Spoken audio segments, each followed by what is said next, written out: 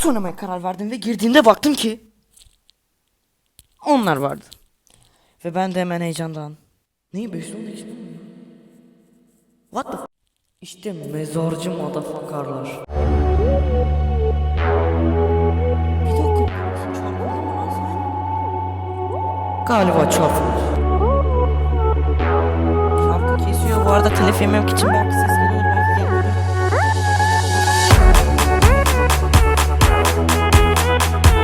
Sırası geldi.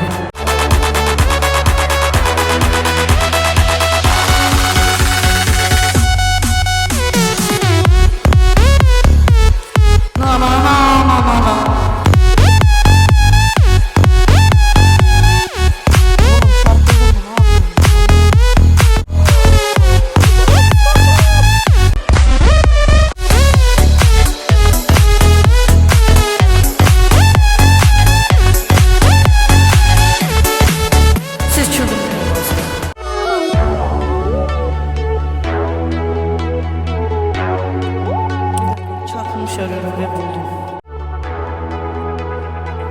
Ne olmuş lan?